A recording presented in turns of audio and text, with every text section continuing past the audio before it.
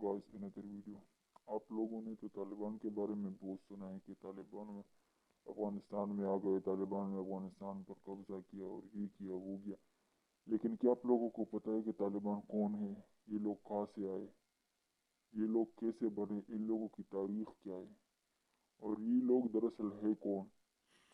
آج ہم آپ کے سامنے ایک ویڈیو پیش کرتے ہیں۔ آپ یہ ویڈیو دیکھ لیں تو آپ کو خود بخود پتہ چل جائے گا کہ طالبان کون ہیں، ان لوگوں کی کیا تاریخ ہے اور یہ لوگ آئے کہاں سے۔ تو چلیے ویڈیو دیکھتے ہیں۔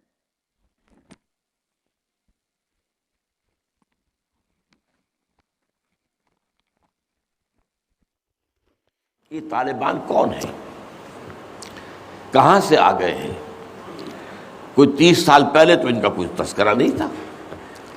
ہاں، افغانستان میں طالب علموں کو طالبان کہہ دیا جاتا تھا، اس پہلو سے تو وہ موجود تھے، لیکن طالبان ایک سیاسی یا عسکری قوت کی حیثیت سے کیسے منظر پر آئے، اس کے لیے ذرا سرسری سا آپ کو جائزہ لینا ہوگا افغانستان کی تاریخ کے پچھلے 30-35 سالوں کا۔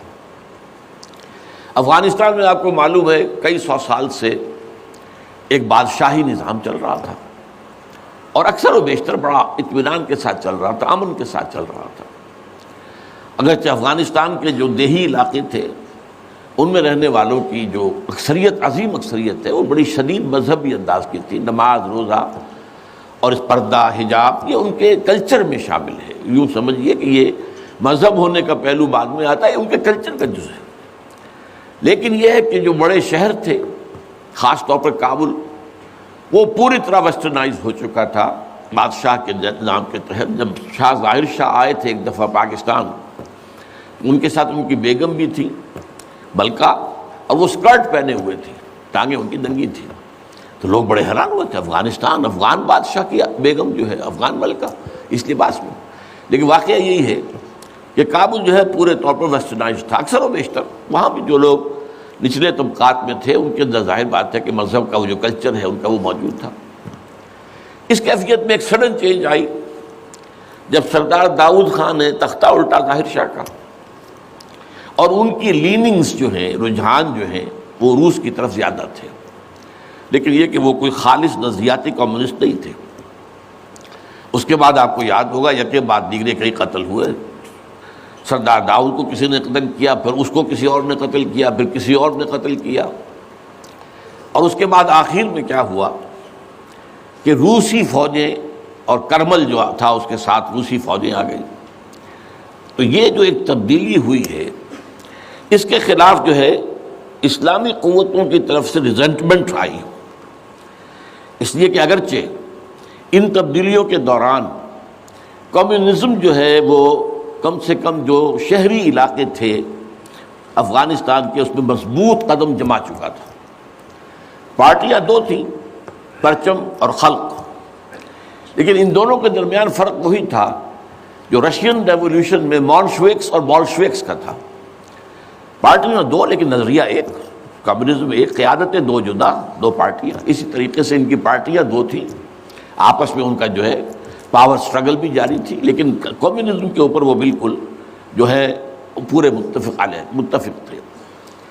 اب یہاں پاکستان میں اس کا جو رد عمل ہوا اس کو سمجھیے، جو بہت صحیح ہوا۔ ابھی جب کہ وہ ریزسٹنس شروع ہوئی تھی اور روسی فوجیں نہیں آئی تھیں، ابھی گویا کہ ایک لوکل فینومینا تھا، گویا کہ سب کچھ جو ہے وہ افغانستان کے اندر، جس کو میلٹنگ پاٹ کہتے ہیں، اسی کے اندر تھا۔ تو اس وقت بھی ظاہر بات ہے کہ کمیونزم کے خلاف مسلمانوں کے اندر اور مذہبی مزاج کے لوگوں کے اندر ایک رد عمل شروع ہوا، ریزسٹنس شروع ہوا، اور ان میں خاص طور پر کالجوں اور یونیورسٹیوں کے طلباء کا حصہ بہت زیادہ تھا۔ یہ لوگ وہ جو ہیں یا تو جماعت اسلامی کے زیر اثر تھے، اور یا زیادہ تر جو ہے الاخوان المسلمون کے زیر اثر تھے۔ انہی کے لیڈروں میں حکمت یار تھے، گل مدین حکمت یار، انہی میں احمد شاہ مسعود، اور ان دونوں کی بڑی گہری دوستی تھی، بہت گہرے ایک دوسرے کے ساتھ یہ گویا کہ کامریڈز تھے اور ساتھی تھے۔ پھر استاد ربانی، عبدالرسول سیاف، اس قسم کے لوگ، ان لوگوں نے جو ریزسٹنس موومنٹ شروع کی، تو یہاں بھٹو صاحب نے اس وقت بالکل صحیح قدم اٹھایا۔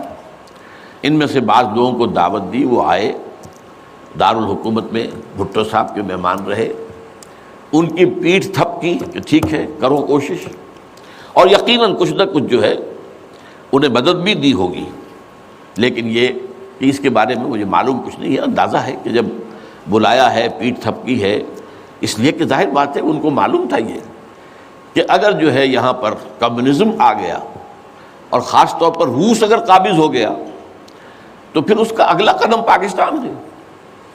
گویا کہ وہ جو صدیوں پرانا خواب ہے روسیوں کا، وہ زار کے زمانے کا خواب ہے کہ سائبیرین ریچ جو ہے وہ بہت ہی چاہتا تھا کہ کسی طریقے سے یہ افغانستان اور پاکستان کو رونگتے ہوئے اور وہ جو ہے بحیرہ عرب، عریبین سی اور بحر ہند، انڈین اوشن کے گرم پانیوں تک پہنچ جائے۔ لہذا افغانستان میں قدم جم گئے تو ظاہر بات ہے کہ اس کے بعد اگلا ہدف جو ہے وہ پاکستان ہوگا۔ تو یہ صورتحال تھی کہ جس میں بھٹو صاحب نے جو قدم اٹھایا وہ بالکل صحیح تھا۔ بعد میں جب روسی فوجیں آ گئیں، اب ایک ریزسٹنس شروع ہوئی زبردست۔ ان میں سب سے پہلی ریزسٹنس جو ہے وہ در حقیقت جو جہاد شروع ہوا ہے وہ جہاد فی سبیل الحریت تھا۔ اس کی بنیاد مذہبی نہیں تھی بلکہ آزادی، اس لیے کہ افغان قوم جو ہے وہ غلام رہنے کی عادی نہیں ہے، اس کے لیے ذہناً تیار نہیں، جذباتی طور پر تیار نہیں، یہ پوری تاریخ کی حقیقت ہے یہ۔ چنانچہ اسی زمانے میں جب روس کے خلاف جنگ جاری تھی اور جہاد ہو رہا تھا افغانستان میں، تو مارگریٹ تھیچر ایک دفعہ آئی تھی پاکستان کے دورے پر، اور وہ طورخم پر جا کر انہوں نے خطاب کیا تھا کچھ لوگوں سے، جس میں بڑے تاریخی جملے مجھے آج تک یاد ہیں۔ We learnt our lesson and the Russians will also soon learn their lesson۔ Afghanistan کے بارے میں ہم نے سبق سیکھ لیا تھا، ہم نے بار بار فوج کشی کی اور فتح کیا لیکن اپنا قبضہ برقرار نہیں رکھ سکے۔ اسی طریقے سے بالفرض اگر روس نے قبضہ کر بھی لیا تو وہ یہاں رہ نہیں سکے گا، یہ سبق جو ہے ہم نے تو سیکھ لیا ہے، روسی بھی سیکھ لیں گے۔ بہرحال اس وقت جو صورتحال پیدا ہوئی اس میں ایک فیکٹر جو نیا آیا اس کو ذہن میں رکھیے۔ اس وقت پورے عالم اسلام میں احیاء اسلام اور نفاذ شریعت کا ایک جذبہ پروان چڑھ رہا تھا۔ یہ جذبہ شروع ہوا ہے کب؟ جب کہ کولونیل رول کا بستر طے ہونا شروع ہوا، یہ یورپین جو پاورز تھی انہوں نے اپنا بستر رول کرنا شروع کیا، تو جیسے جیسے مسلمان ممالک آزاد ہوئے ان کو یاد آیا، جیسے آدمی کو نیند سے اٹھے تو یاد آیا کہ میں نے کوئی خواب دیکھا تھا، یاد آیا کہ ہمارا بھی تو ایک نظام ہوتا تھا نا، یہ انگریزوں کے آنے سے پہلے یا ولندیزیوں کے آنے سے پہلے یا فرانسیسیوں کے آنے سے پہلے یا اطالویوں کے آنے سے پہلے یا اسپینیئرز کے آنے سے پہلے، یہ آخر ہمارا ایک نظام تھا، تو اب ہم اس نظام کو دوبارہ قائم کریں۔ یہ ایک جذبہ تھا، اگرچہ مبہم تھا، واضح نہیں تھا، اور یہ کہ آج کے دور میں اسلامی نظام کیا ہوگا، کیسے ہوگا، اس کے کوئی واضح تصورات نہیں تھے، لیکن جذبہ موجود تھا۔ اسی کو علامہ اقبال نے جو ہے ابلیس کی زبان سے کہلوایا ہے، وہ ابلیس کی مجلس شورا میں، کہ ہے اگر کوئی خطر مجھ کو تو اس امت سے ہے، نہ مجھے جمہوریت سے کوئی اندیشہ ہے، ہم نے خود شاہی کو پہنایا جمہوری لباس، یہ تو ہم نے خود ہی اس کو ایک لباس اڑا دیا ہے شاہی کو، اور اسے جمہوریت کا رنگ دے دیا ہے۔ وہ انڈیویجول ساورنٹی کی بجائے ایک پاپولر ساورنٹی، کلیکٹیو ساورنٹی، وہ شرک جو کا تو ہے، کفر جو کا تو ہے، اور نہ مجھے اشتراکیت سے کوئی اندیشہ ہے، کب ڈرا سکتے ہیں مجھ کو اشتراکی کوچہ گرد۔ ہاں ہے اگر کوئی خطر مجھ کو تو اس امت سے ہے جس کی خاکستر میں ہے اب تک شرار آرزو۔ یہ جو جذبہ تھا اور یہ جو تڑپ تھی، یہ اگرچہ پورے عالم اسلام میں تھی لیکن کہیں بھی اس کی کوئی کامیابی کی صورت نظر نہیں آ رہی تھی، جذبہ موجود تھا۔ اس وقت ایسا ہوا کہ جہاد افغانستان کو ایک تو اس جذبے نے سپورٹ کیا، اور یہ جذبہ کھنچ کر آیا کہ شاید ہاں افغانستان کے اندر اب یہ کام عملاً ہو جائے گا۔ اس لیے پوری دنیا سے لوگ آئے، والنٹیئرز آئے، انہوں نے جانیں دی، انہوں نے وہاں پر محنتیں کی، اپنے کوئی انڈونیشیا سے چلا آ رہا ہے، کوئی برما سے چلا آ رہا ہے، کوئی فلسطین سے چلا آ رہا ہے، کوئی فلپائن سے چلا آ رہا ہے، کوئی تھائی لینڈ سے چلا آ رہا ہے، کوئی سعودی عرب سے چلا آ رہا ہے، کوئی مصر سے چلا آ رہا ہے، کوئی لیبیا سے چلا آ رہا ہے، کوئی چچنیا سے چلا آ رہا ہے، یہ سارے لوگ آئے وہاں، اس لیے کہ جذبہ یہ کہا گیا کہ یہ جہاد فی سبیل اللہ ہے۔ میں واضح کر چکا ہوں کہ میرے نزدیک وہ جہاد فی سبیل اللہ نہیں تھا۔ جہاد فی سبیل اللہ کی جو شرائط ہیں وہ یہ ہے کہ پہلے دعوت اور اس میں اتمام حجت، پھر جو دعوت کو قبول کرے انہیں منظم کرنا، ڈسپلن آرگنائزیشن میں لانا، ایک امیر کے تابع ہو کر اس سے بیعت کر کے، اور پھر یہ کہ ان کی تربیت، ان کا تزکیہ یہ ہو کہ دل میں سوائے اللہ کی رضا کے کوئی اور جذبہ باقی نہ رہ جائے۔ یہ مال و دولت دنیا یہ نہیں، کچھ نہیں، نہ حکومت نہ سیادت، صرف اللہ کی رضا، اور یہ کہ جذبہ اتنا ابھر آئے کہ تن من دھن حتیٰ کہ جان دینے کے لیے تیار ہو جائے۔ یہ ساری شرائط ہیں جہاد فی سبیل اللہ کی۔ ظاہر بات ہے کہ وہاں پر تو جو ایک دم حملہ ہو گیا اور روسی فوجی آ گئے تو نہ ان کاموں کا موقع تھا نہ اس کے لیے وقت تھا، وہ لوگ کھڑے ہو گئے۔ یہ جہاد فی سبیل الحریت تھا، آزادی کا جہاد، اور مسلمان جب آزادی کا جہاد کرتا ہے تو وہ بھی جہاد فی سبیل اللہ ہی کی ایک قسم ہے، جائز جہاد ہے، اس میں جان دینا بھی شہادت ہے۔ اگرچہ وہ جو ایک مثبت جہاد فی سبیل اللہ وہ تو ہمیں سیرت صحابہ اور سیرت النبی صلی اللہ علیہ وسلم میں اس کا پورا نقشہ ملتا ہے۔ بہرحال ایک تو یہ کہ وہ کشش ان کو کھینچ کر لائی، دوسری طرف امریکہ نے وہ یہ چاہتا تھا کہ اسے نظر آ گیا کہ روس سے ایک تو جو بڑا پرانا اکاؤنٹ ہے، یعنی یہ کہ جو ویتنام میں روسیوں کے ہاتھوں شکست کھائی تھی امریکہ نے اور بھاگا تھا وہاں سے، تو گویا کہ اس کا بدلہ لینے کا یہ سنہرا وقت آ گیا ہے، اس سے بھرپور فائدہ اٹھایا جائے، اور یہ کہ اگر ہو سکے تو شاید اس حد تک بھی ان کے خیال میں ہو کہ یو ایس ایس آر کو ختم کر دیا جائے۔ میرے خیال میں ایسا نہیں تھا، وہ یہ نہیں سمجھتے تھے کہ یو ایس ایس آر ختم ہو جائے گا، لیکن یہ کہ بہت کمزور ہو جائے گا اور یہ کہ اس کی بلیڈنگ ہو جائے گی۔ اس کے لیے اس نے اس جہاد کا غلغلہ دوسروں سے بڑھ کر، مسلمانوں سے بڑھ کر جو ہے دنیا میں بلند کیا، اور ان جہادی لیڈروں کا کردار بنایا پوری دنیا میں، ان کی شخصیت کی امیجز بنائی ہیں۔ احمد شاہ مسعود کو دی لائن آف پنشیر، پوری دنیا کے اندر اس کے بارے میں جو ہے وہ دھاک بٹھائی گئی، تاکہ یہ لوگ زیادہ سے زیادہ لوگ آ جائیں، والنٹیئر مل جائیں۔ ہمارا آدمی تو کوئی نہیں مرے گا، ہم تو پیسے دیں گے اور ہتھیار دیں گے، مریں گے یہ مسلمان مریں گے، چاہے وہ افغان ہیں چاہے باہر سے آنے والے ہیں۔ تو وہ جو غلغلہ جہاد کا تھا، اور اس میں گویا کہ ایک طرح سے امریکہ کے اس ایجنڈے کو نہ جانتے ہوئے نہ سمجھتے ہوئے گویا کہ لا علمی میں جو تقویت پہنچائی وہ ایسے لیڈروں نے جن میں بن لادن بھی ہیں، وہ جہاد کے لیے لوگوں کو کھینچ کر عالم مبارک سے لے کر آئے، ان میں عبداللہ ابن عزام بھی تھے شہید رحمۃ اللہ علیہ، انہی میں عمر عبد الرحمن ہے جس وقت امریکہ کی جیل میں پڑے ہوئے۔ یہ سب لوگ کیا تھے؟ جہاد کے نام پر دنیا سے لوگوں کو لے کر آ رہے تھے، اور اس میں گویا کہ نہ جانتے ہوئے ان نوئنگلی وہ امریکہ کے اعلی کار بن گئے تھے۔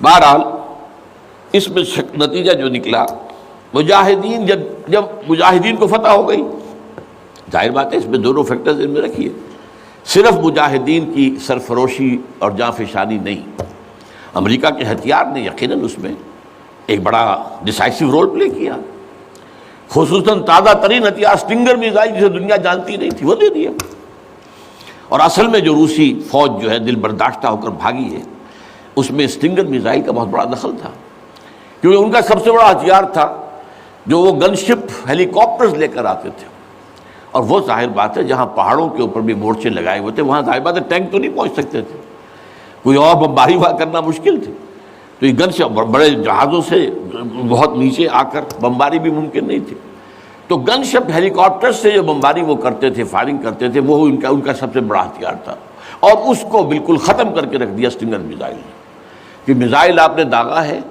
تو وہ یہ نہیں ہے کہ ہدف سے اگر نہ لگے ہدف پر تو ادھر ادھر ہو جائے گا، نہیں، جدھر وہ ہدف جائے گا اس کا پیچھا کرے گا، اس کے پیچھے پیچھے جائے گا، جدھر وہ مڑے گا ادھر وہ مڑ جائے گا۔ دور مال کفر ہے سودار، جیسے وہ کفر جو ہے جو رخ موڑ لے تم بھی رخ موڑ لو، اور وہ تباہ کر دیتا تھا گن شپ۔ تو یہ بہرحال جو بھی شکست ہوئی روس کو اور وہاں سے من چلا گیا، تو اس کے بعد امریکہ بھی فوری طور پر وہاں سے غائب ہو گیا۔ اس نے مجاہدین کے اندر گروپ بندی، باہمی کشاکش، یہاں تک کہ باہمی دشمنی کے بھی بیج بو دیے تھے، اور اس میں آئی ایس آئی بھی رول اس نے پلے کیا ہے۔ آئی ایس آئی یہ چاہتی تھی کہ یہاں کوئی ایک مضبوط ایسی حکومت نہ بن جائے کہ جو ہمارے پھر کنٹرول میں نہ رہے، لہذا ISI والوں کا جو بھی رول ہوگا نیتی سے پاکستان کے لیے. لیکن یہ مجھ سے ایک مجاہدین لیڈرز میں سے ایک صاحب نے خود کہا کہ ہمیں لڑوایا ISI نے. میں نہیں کہہ سکتا کتنی اس میں درستی ہے اور کتنی غلطی ہے، لیکن امریکہ نے یہ کیا کہ لڑا کر ان کو بجائے اس کے کہ کوئی حکومت وہاں قائم کرواتا اور آرام کے ساتھ وہاں سے رخصت ہوتا، اس حکومت کو مستحکم کر کے، جیسے کہ وہ اپنا سر توڑ زور لگا رہا ہے عراق کے اندر کہ یہاں کوئی حکومت جو ہے وہ قائم ہو جائے، مستحکم ہو جائے، پھر یہاں سے ہم رفتہ رفتہ نکلے. وہ فوراً بھاگے آپس میں، وہ جو ہے دشمنی کے بیج بو کر. نتیجہ کیا نکلا؟ وہ جہاد فی سبیل اللہ، فساد فی سبیل اللہ بدل گیا. وہ تباہی آئی ہے افغانستان پر جو پہلے نہیں آئی تھی، روسیوں کے ہاتھوں نہیں آئی تھی، خاص طور پر کابل میں. اصل تباہی و بربادی جو خانہ جنگی سے آئی ہے. اور اس کا ایک اور نتیجہ یہ نکلا کہ مختلف علاقوں میں وار لارڈز نے اپنی چھوٹی چھوٹی حکومتیں، ریاستیں قائم کر لی. وار لارڈز، ہتھیار ان کے پاس ہیں، اور وہ ہتھیار جو ہیں اس جنگ کے اندر امریکہ کے دیے ہوئے ان کے پاس بہت کافی جو ہے ابھی موجود تھے، ان کا اسلحہ خانہ تھا. تو اپنے علاقے معین کر لیے، اور وہاں یہ ہے کہ انہوں نے ٹیکس لینے شروع کی، جگہ ٹیکس. جو بھی گاڑی گزرے، بس گزرے، کوئی منی بس گزرے، کوئی ٹیکسی گزرے، ٹیکس دو. یہاں سے نکل کر اگلے میں گئے تو وہاں پھر ٹیکس دو. وہاں سے نکل کر اگلے کوئی وار لارڈ کا علاقہ آ گیا، وہاں ٹیکس دو. اور نہ صرف یہ کہ ٹیکس، بلکہ وہ یہ بھی کہا جاتا ہے کہ وہ خوبصورت عورتوں کو بھی اتار لیتے تھے اور خوبصورت لڑکوں کو بھی اتار لیتے تھے. یہ جو صورتحال تھی، اس سے افغان لوگوں کا کہ ناک میں دم آ گیا، سخت پریشان ہو گئے. اچھا، یہ جو میں نے کہا ہے کہ یہ امریکہ نے جو مجاہدین کی قیادت تھی اسے آپس میں لڑا کر پھر یہاں سے بھاگ جانے کے اندر آفیل سمجھی. اس کی وجہ یہ تھی، امریکہ کو اندیشہ تھا کہ یہ لوگ پڑھے لکھے، جدید تعلیم یافتہ ہیں، یہ انجینئرز ہیں، گلبدین حکمت یار، احمد شاہ مسعود، استاد ربانی، بڑے عالم ہیں، فاضل ہیں. عبدالرسول سیاب الازہر کے پڑھے ہوئے تھے. اسی طریقے سے صبغت اللہ جو ہیں وہ بھی بڑے عالم آدمی تھے اور پڑھے لکھے آدمی تھے، جدید تعلیم یافتہ بھی اور قدیم تعلیم یافتہ بھی. تو اس اعتبار سے انہیں اندیشہ تھا ان لوگوں کی حکومت بن گئی اگر تو یہ ایک ماڈرن اسلامک اسٹیٹ بنا دیں گے، اور یہ وہ شے ہے جو ہمارے لیے سب سے زیادہ خطرناک، سب سے زیادہ ناپسندیدہ معاملہ ہوگا. اس لیے کہ اگر واقعی طرح کی ماڈرن اسلامک اسٹیٹ وجود میں آ گئی تو ہمارے نظام کا خاتمہ ہو جائے. وہ تو یہ کہ سورج طلوع ہوتا ہے تو تاریکی تو جائے گی، رات کو تو جانا ہی جانا ہے. وہ تو جب تک سورج طلوع نہیں ہوتا رات کی تاریکی ہے. یہ انہیں اندازہ تھا خوب.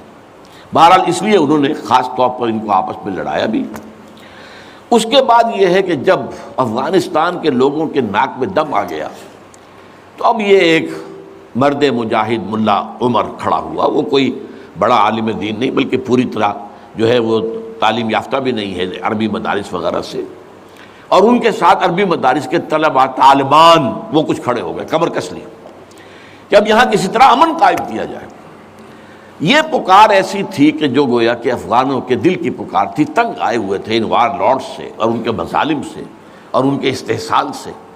لہذا وہ جہاں گئے ان کا استقبال ہوا. بہت سے لوگوں نے اپنے ہتھیار ان کے حوالے کر دیے، یہاں تک کہ گلبدین حکمت یار جو بالکل کابل کے پاس پڑا ہوا تھا اپنی فوجیں لے کر، اور گویا کہ وہ کسی فائنل اسالٹ کی تیاری میں تھا، جب یہ آئے ہیں تو اس نے راستہ دے دیا اور خود پیچھے ہٹ گیا. اس طریقے سے یوں سمجھیے کہ در حقیقت افغانستان میں ان طالبان کی حکومت جو ہے یہ گاڈ گیون ہے. وہ جو ایک شعر ہے کہ خود بخود تیار ہے پکے ہوئے پھل کی طرح، دیکھیے گرتا ہے آخر کس کی جھولی میں فرنگ. تو یہ حالات نے اس درجے صورت اختیار کر لی تھی کہ یہ طالبان کو کوئی ریزسٹنس نہیں ملی اور ان کی جو ہے ایک حکومت قائم ہو گئی. بلکہ یہ گویا کہ اللہ تعالیٰ کی جو ہے حکمت کا ایک ظہور ہوا ہے. اس میں امریکہ نے اور امریکہ کے کہنے پر پاکستان نے، سعودی عرب نے، امارات نے طالبان کو سپورٹ کیا.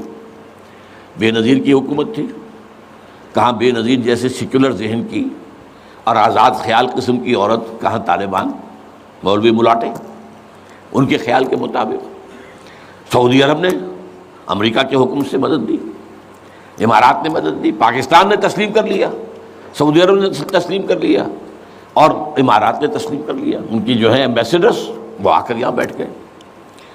اس کی وجہ کیا ہے؟ امریکہ سمجھتا تھا یہ ٹھیک ہے، یہ ملا ملاٹے ہیں، انہیں کوئی دنیا کا تو علم ہے نہیں، یہ جانتے ہی نہیں، لہذا ان سے کھیلنا آسان ہے، انہیں ہم اپنی انگلیوں پر نچائیں گے، ان کو کٹ پتلی بنا لیں گے۔ اس پہلو سے انہوں نے کہا کہ یہ اچھا ہے، یہ لوگ اگر آ جائیں تو ٹھیک ہے، وہ خطرہ نہیں ہے کہ یہاں کوئی ایک ایسا اسلامی نظام سامنے آ جائے جو جدید دنیا کے تمام تصورات و تقاضوں کو بھی پورا کرتا ہو اور کتاب و سنت کے تقاضوں کو بھی پورا کرتا ہو، اس کا کوئی اندیشہ نہیں ہے، لہذا انہیں۔ لیکن ہوا کیا؟ دو کام ایسے ہوئے ہیں کہ ایک تو افغانستان کے 90% علاقے پر قبضہ جو ہوا تو امن، کلی امن، چوری ختم، ڈکیتی ختم، زنا بالجبر ختم، زنا ختم، تو اب آنکھیں کھل گئی امریکہ کی یہ کیا ہو رہا ہے، اور ملا عمر کے ایک حکم پر پاپی کی کاشت زیرو۔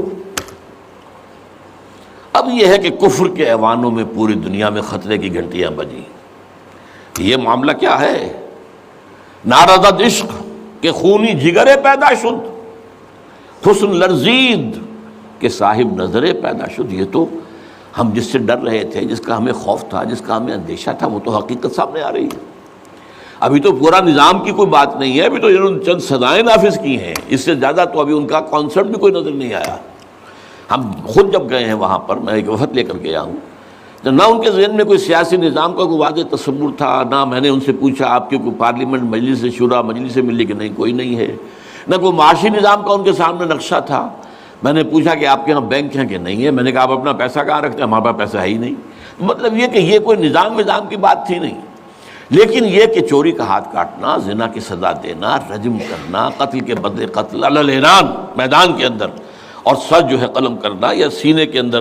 ایک صاحب نے جو کہ آئی وٹنس تھے، انہوں نے دیکھا تھا کہ ایک شخص نے ایک دوسرے شخص کو قتل کیا سینے میں خنجر بھونک کر، اب اس کو پکڑ کر رسیوں سے باندھ کر لا کے ڈال دیا گیا اسٹیڈیم کے اندر کھلا، اور ٹھٹ لگے ہوئے لوگوں کے دیکھ رہے ہیں، اور اس کی بیوی سے، مقتول کی بیوی کے ہاتھ میں خنجر دے کر کہا گیا بھونکو اس کے سر، اس کے سینے کے اندر، اس نے کیا۔ اب یہ جو مناظر ہیں ان کو دیکھنے کے بعد کیا کہیں کوئی جرم رہ جائے گا؟ جیسے کہ اس سے پہلے بھی تھا معاملہ دنیا کے سامنے کہ سعودی عرب جو ہے وہ کرائم فری ایک معاشرہ بن گیا تھا جب سے وہاں پر اسلامی جو حدود اور تعزیرات نافذ ہوئی۔ یہ معاملہ انہوں نے دیکھ لیا کہ یہ تو ہو گیا، تو اس اعتبار سے ان کو جو ہے اب بڑی شدید خطرے کی بات ہوئی۔ البتہ یہ ضرور نوٹ کر لیجئے کہ اس ابتدائی عرصے میں طالبان سے کچھ غلطیاں بھی ہوئیں۔ پہلی بات تو یہ کہ نہ ان کی کوئی تعلیم ہوئی تھی، نہ تربیت ہوئی تھی، نہ تنظیم ہوئی تھی، نہ کوئی ڈسپلن قائم تھا، یہ تو موب تھا، لہذا ان سے بڑی بڑی غلطیاں ہوئیں۔ مثلاً مزار شریف میں ایران کے سفارت خانے پر حملہ کیا، سفارتکاروں کو قتل کر دیا۔ پھر یہ کہ ان کے اندر مذہبی شدت پسندی بہت تھی، کٹر حنفیت، اور اس کے اندر کچھ نہ کچھ تشدد کا ایلیمنٹ بھی۔ ظاہر بات ہے ان عام لوگوں کے، ان پڑھ لوگ، اب ان کے ذہن میں جو چیزیں تھیں، داڑھی جو ہے سنت موقدہ ہے، نہیں رکھتا اس کو سزا دو، اور حجام جو ہے اس کا سر قلم کر دو اگر وہ شیونگ کرتا ہے تو۔ اسی طریقے سے پردے کا شدت کے ساتھ نفاذ کیا گیا، عورتیں باہر کیوں نکلیں، اپنے گھروں میں رہو، یا یہ کہ پورا برقع لے کر نکلو، جو بھی آپ کے ہاں دنیا بھر میں شٹل کاک جس کو کہتے ہیں، وہ جو ایک خیمے کی شکل میں ہوتا ہے، تو وہ لے لو۔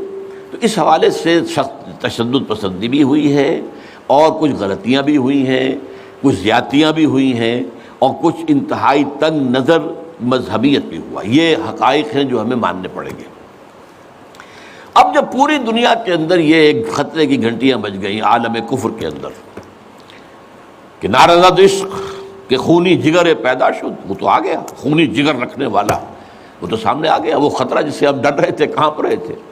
اس لیے کہ آپ کو معلوم ہے کہ جب USSR کا خاتمہ ہوا ہے اور اس کے بعد جو ہے نیٹو کو اثر نو آرگنائز کرنے کی باتیں شروع ہوئیں، توسیع کی شروع ہوئی، تو کسی سے نے پوچھا نیٹو چیف سے، گورنر ان چیف سے، کہ اب آپ کس کے لیے، آپ کا جو دشمن تھا جس کے لیے آپ نے سارے دھندے بنائے تھے، سیٹو بھی تھا، سینٹو بھی تھا، اور نیٹو بھی تھا، اور سب سے بڑا معاملہ نیٹو کا تھا، تو اب تو تمہارا وہ دشمن ختم ہو گیا، تمہارے سامنے، تمہارے گھٹنوں، تمہارے قدموں میں پڑا ہوا ہے، تم سے مدد کی بھیک مانگ رہا ہے، تو تمہیں کیا خوف ہے؟ تو انہوں نے کہا ہمیں اب اسلامک فنڈامنٹلزم کا خطرہ ہے، اس کے لیے گویا کہ they started to gird up their loins، اپنے جو ہے کمر کسنے کے لیے انہوں نے پروگرام بنا لیا. اور اس کے لیے نوٹ کیجئے 9/11 کا حادثہ فاجعہ خود کروایا. یہ ثابت شدہ حقیقت ہے اس وقت. اس میں طالبان کا تو خیر 0% بھی کوئی امکان نہیں، اس میں القاعدہ کا بھی کوئی حصہ نہیں. یہ ضرور معلوم ہوتا ہے کہ ان میں جن لوگوں کو انہوں نے اپنے آگے رکھ لیا تھا دنیا کو دکھانے کے لیے، کچھ نوجوان قسم کے جو پائلٹس تھے جنہوں نے چھوٹے چھوٹے جہازوں پر، چڑیوں جیسے جہازوں پر تربیت حاصل کی تھی، دکھانے کے لیے یہ انہوں نے کیا ہے. ان میں سے کسی کا تعلق غالباً کوئی تعلق تھا جو کہ اسامہ ابن لادن کے ساتھ، جس پر کہ ان کو اس نے یہ کہہ دیا تھا کہ عنقریب ایک بہت بڑا واقعہ ہوگا. بس اس حد تک بات صحیح ہے. باقی قطعاً کوئی نہ اسامہ ابن لادن کا حصہ. یہ کروایا موساد نے، نیو کونز نے، CIA نے. کیوں کروایا؟ اس لیے کہ ان کے سامنے اب افغانستان کے اندر ایک بہت بڑی فوج کشی کرنے کے لیے ایک بہت بڑی طاقت کی ضرورت ہے. اور یہ بہت بڑی طاقت جو ہے اس کے لیے امریکہ کا جو پبلک اوپینین ہے تیار نہیں ہوگا جب تک کہ اتنا بڑا کوئی حادثہ نہ ہو جائے. اور دنیا کی بھی بڑی کولیشن نہیں بنے گی جب تک کہ اتنا بڑا کوئی حادثہ نہ ہو جائے. یہ انہوں نے خود کرایا. اس لیے کہ اس سے پہلے یہ ایک اور بات جو ہے وہ بیچ میں آ گئی ہے، لیکن میں بیان کر دوں کہ یہ تو 90s کے اندر، لیٹ 90s میں بات ہو گئی تھی کہ امریکہ میں جو ٹاپ کے تھنک ٹینکس تھے وہ سوچ رہے تھے کہ 21ویں صدی میں امریکہ اس گلوب کی سپریم سپر پاور کیسے رہے. اپنی اس پوزیشن کو جو حاصل ہو گئی اس وقت اور بھی مضبوط کرے. ابھی رشیا اور چائنا تو اس کے دائرہ اقتدار سے باہر ہے، ابھی بھارت بھی تقریباً باہر ہے، لیکن آگے بڑھا کر گلوبل پوری طرح. اور کیسے ہو یہ کہ اسے برقرار کیسے رکھے.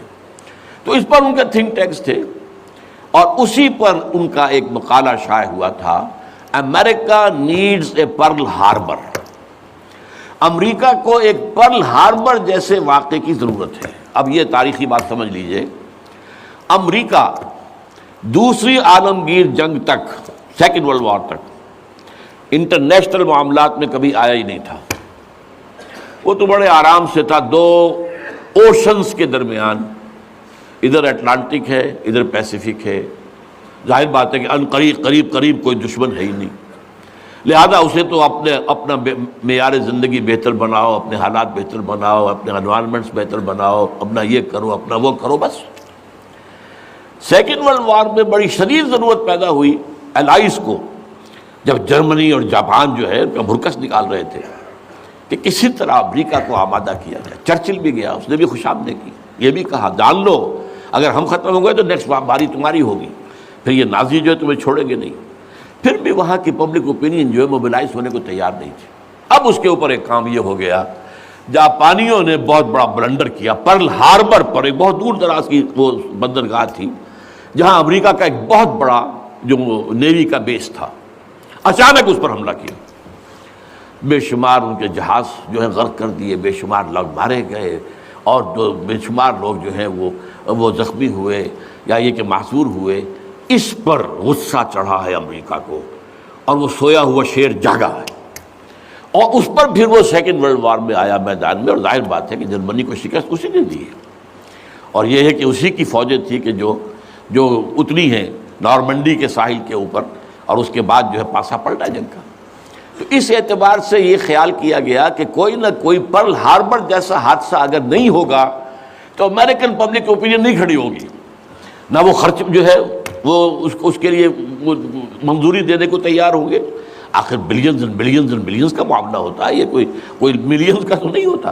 لہذا اس کے لیے ظاہر بات ہے کہ وہ کانگریس اور سینیٹ اور یہ سب جو ہے یہ اگر اس کے لیے منظوری دیں تبھی تو ہوگا نا. تو امریکہ نیڈ سے پرل ہاربر، یہ بات ذہن میں رکھیے. اس لیے انہوں نے خود وہ پرل ہاربر امریکہ میں کرایا، اور اس میں پھر پوری دنیا میں دہشت گردی کا خطرہ اور دہشت کا خوف، اور سب سے بڑھ کر امریکہ میں جو سیکیورٹی میجرز لیے گئے ہیں امریکہ میں، ان کا آپ تصور نہیں کرتے. بلینز اور بلینز آف ڈالرز جو ایک شخص کی طرح سے لی جا رہی ہے. فون ٹیپ کرنے کی بھی اجازت دے دی گئی جو امریکہ میں نہیں تھا. وہاں جو پرسنل آزادیاں تھیں، انفرادی آزادیاں، ان کا بڑا چرچا تھا، وہ تو ان کا بڑا چیمپئن تھا. لیکن یہ کہ سارا جو ہے ان کی پرائیویسی کا بھی بیڑا غرق، ان کا یہ سب کچھ، ان کے اوپر پابندیاں، اور جو کچھ بھی باہر سے آنے والے ہیں ان کا جس طریقے سے وہ اپنے ایئرپورٹس کے اوپر جو ہے تقریباً نیم برہنہ کر کے ان کی جو ہے تلاشی لینا، یہ سارا کچھ، اور اس پر جو انہوں نے اپنے پورا نظام بنایا انٹیلیجنس کا اور معلومات پہنچانے کا، اس کے اوپر ان کا بے شمار خرچ ہوا۔ بہرحال اس میں عیسائیوں کی صلیبی جنگ کا جذبہ بھی شامل کر دیا گیا۔ ایک امریکہ کی supreme soul, supreme power on earth ہونے کا مقصد۔ نمبر دو، صلیبی جنگ کا جذبہ سویا ہوا، اسے بھی جگایا۔ یہ بش نے بھی کہا تھا، لیکن بعد میں اس نے کہا غلطی ہو گئی، اس کا کروسیڈ۔ لیکن یہ ہے کہ فلاڈلفیا، یہ جو امریکہ کا ایک اہم شہر ہے، وہاں سے ایک شائع ہوتا ہے ماہنامہ فلاڈلفیا ٹرمپٹ، اس کے مدیر نے، یہ پروٹیسٹنٹس کا ہے، اور جو ایونجلسٹ کہلاتے ہیں وہاں پر، جو کہ خاص طور پر پرچارک ہیں انجیل کے، یہ ان کا رسالہ ہے۔ اور انہوں نے یہ لکھ دیا تھا، یہ میں نے اپنے 2 کتابچوں میں کور پر شائع کیا ہوا ہے، وہ بہت خوبصورت، کہ ڈوم آف دی راک جو ہے، جو گنبد سقرا ہے، تو اس کے اوپر جو ہے بڑا خوبصورت تصویر دے کر کہ many people think that crusades are a thing of the past, over forever, but they are mistaken۔ تو دنیا میں تیاری ہو رہی ہے لاسٹ کروسیڈ کی، یہ اس کے اپنے الفاظ ہیں، اور یہ پورا ایک مکتبہ فکر ہے، ایک پورا ان کا جو ہے بہت آبادی کے اندر بہت انفلوئنشل حصہ ہے۔ پروٹیسٹنٹ کے اندر، خاص طور بیپٹسٹ کے اندر ایونجلسٹ، یہ نیو کونس یا بورن اگین کرسچنز، یہ اصطلاحات جو ہیں اگر آپ پڑھتے ہوں، یہ سب ایک طبقہ ہے جو اصل اعلی کار ہے یہودیوں کا۔ بہرحال تو اس نے صلیبی جنگ کا بھی جذبہ شامل کر دیا، جس کا نتیجہ کیا نکلا؟ تاریخ انسانی کی عظیم ترین کولیشن بنی ہے۔ کبھی دنیا میں اتنی بڑی کولیشن نہیں بنی جتنی افغانستان کے خلاف بنی۔ امریکہ ہے، یورپ ہے، باقی ساری جو مغربی قوتیں ہیں، اور ادھر یہ ہے کہ رشیا کی بھی آشیرواد حاصل ہے۔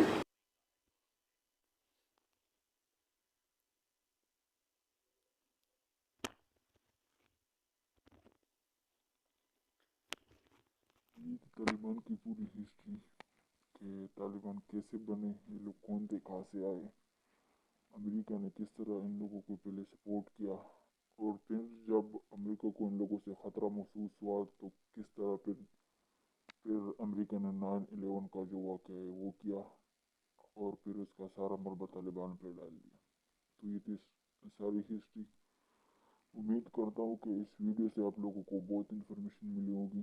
اگر یہ ویڈیو اچھی لگی تو اس چینل کو بھی سبسکرائب کر دیں، اور میرے چینل کو بھی سبسکرائب کر دیں۔ Thank you.